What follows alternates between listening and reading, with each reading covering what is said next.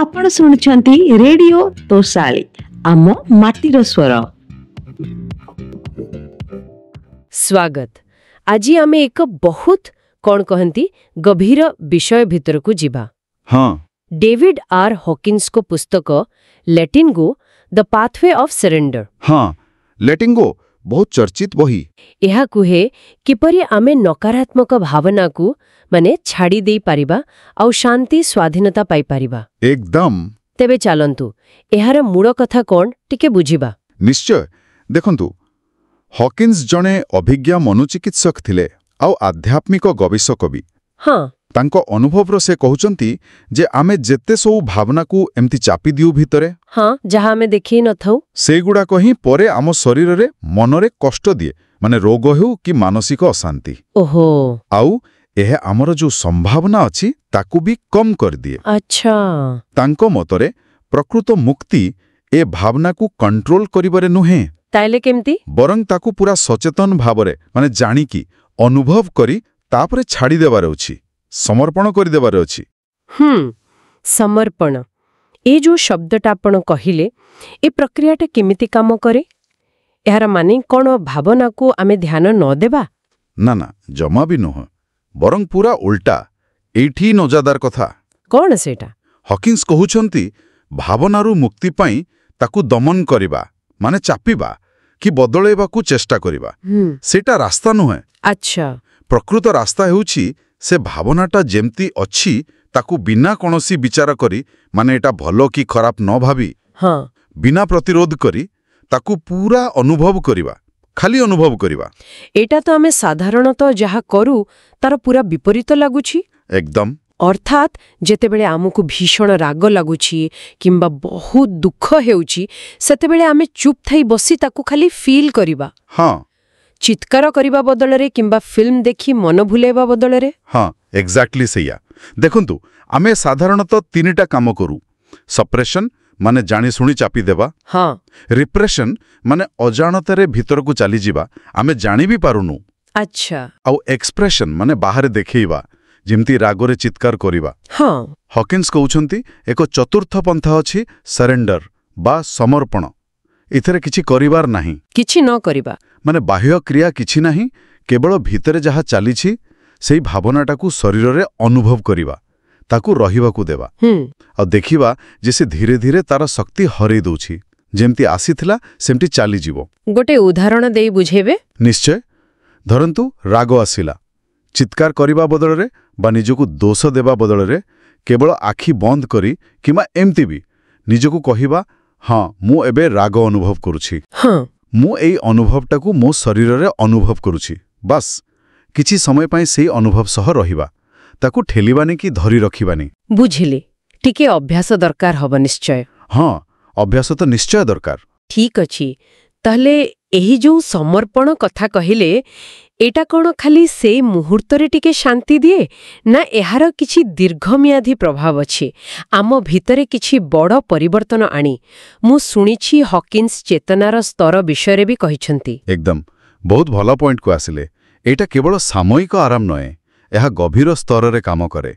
Hawkins ए चेतना को माने अपन consciousness को गोटे सीढ़ी भली देखैछंती गोटे मापगुआ स्केल सीढ़ी भली केमिति। हाँ से कहउचंती तଳ पाहाचरे सबुठु भारी नकारात्मक शक्ति अछि जेमिति कि लज्जा शेम दोष भाव गिल्ट भय फियर क्रोध एंगर एगुड़िकर शक्ति स्तर बहुत कम। ओहो आ जेमिति जेमिति आमे सीढ़ी रे ऊपर को जीवा सेमिति हालुकार सकारात्मक आ उच्च शक्ति स्तर आसीबो जेमिति कि साहस करेज निरपेक्षता न्यूट्रालिटी स्वीकृति एक्सेप्टेंस प्रेम लव आनंद जॉय शांति पीस। अच्छा ताहले आमे जो भावना को एटे डरुछु सेगुड़िक प्रकृतरे शत्रु नुहंती केवल भिन्न भिन्न शक्ति स्तरर प्रकाश।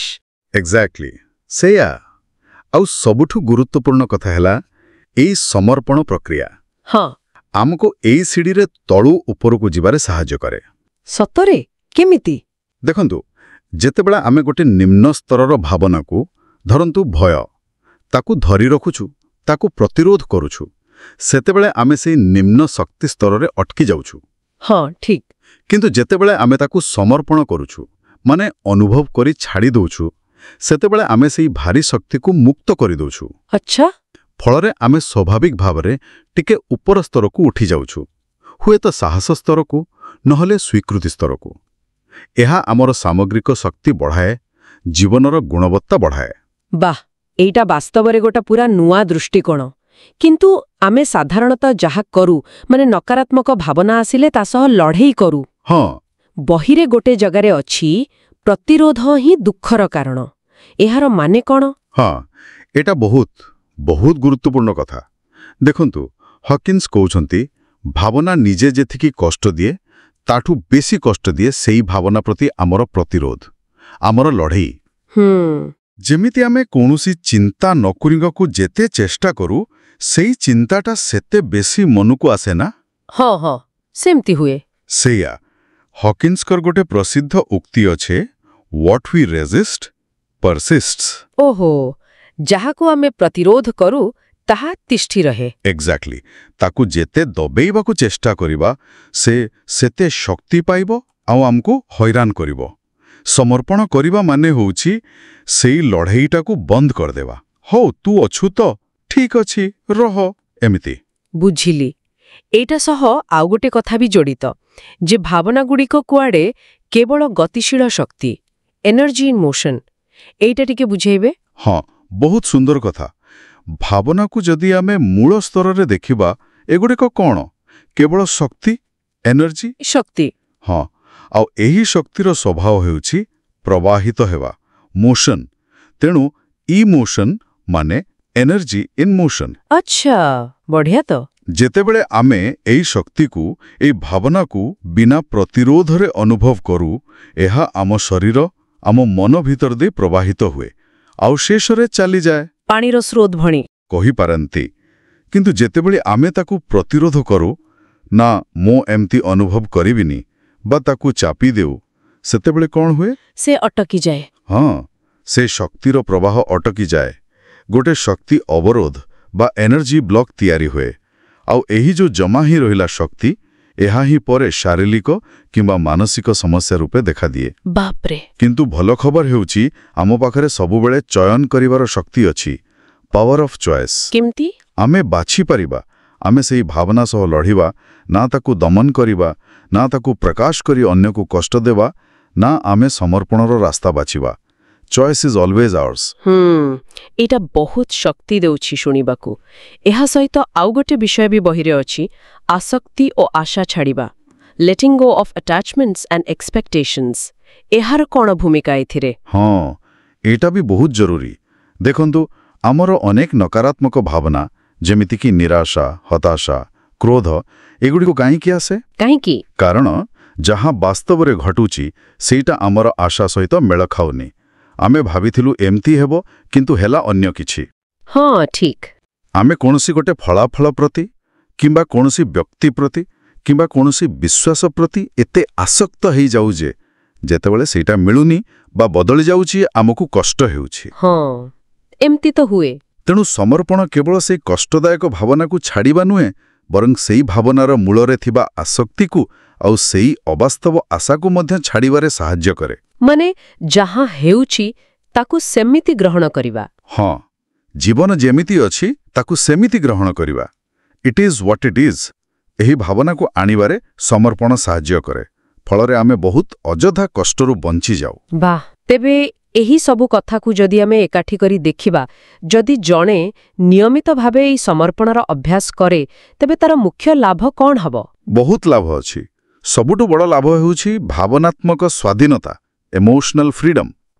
ମାନେ ଆମେ ଆଉ ଆମ ଭାବନାର ଦାସ ହେଇ ରହିବୁ ନାହିଁ।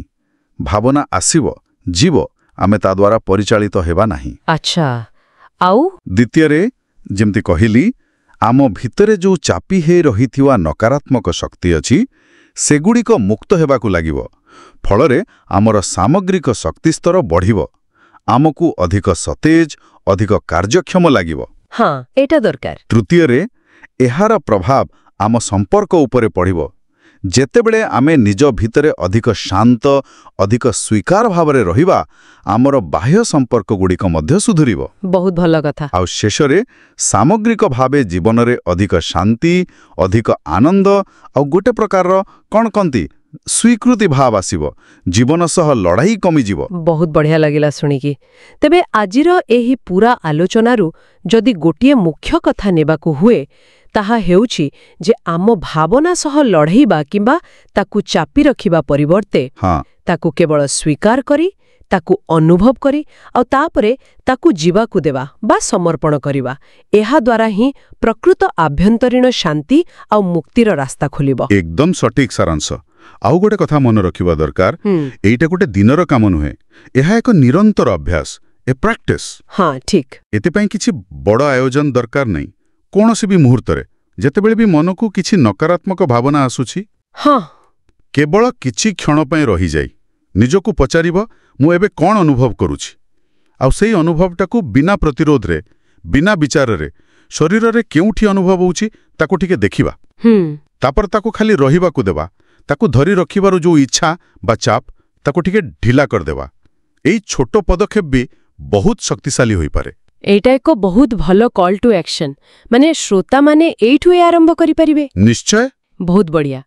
ଆଉ ଶେଷରେ ଯେମିତି ଆମେ ସବୁବେଳେ କରିଥାଉ ସମସ୍ତଙ୍କ ପାଇଁ ଗୋଟେ ଚିନ୍ତା କରିବାର ବିଷୟ ଛାଡ଼ି ଯାଉଛୁ।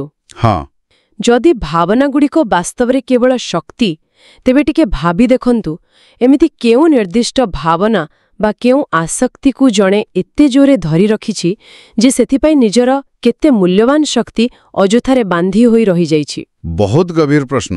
ଏହି ବିଷୟରେ ନିଶ୍ଚୟ ଚିନ୍ତା କରିବେ। ଆଜି ପାଇଁ ଏତିକି, ପୁଣି ଦେଖାହେବ।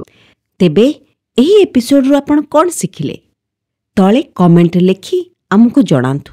ତା ସଙ୍ଗେ ସଙ୍ଗେ ଆଉ କୋଉ ବିଷୟରେ ଆପଣ ଜାଣିବାକୁ ଚାହୁଁଛନ୍ତି ତାହା ମଧ୍ୟ ଜଣାନ୍ତୁ। ଦେଖାହେବା ଆଉ ଗୋଟେ ଇନଫର୍ମେଟିଭ ଏବଂ ଇଣ୍ଟରେଷ୍ଟିଂ ଏପିସୋଡ ମାଧ୍ୟମରେ। ରହିଲୁ, ନମସ୍କାର। ଆପଣ ଶୁଣୁଛନ୍ତି ରେଡିଓ ତୋଷାଳୀ, ଆମ ମାଟିର ସ୍ୱର।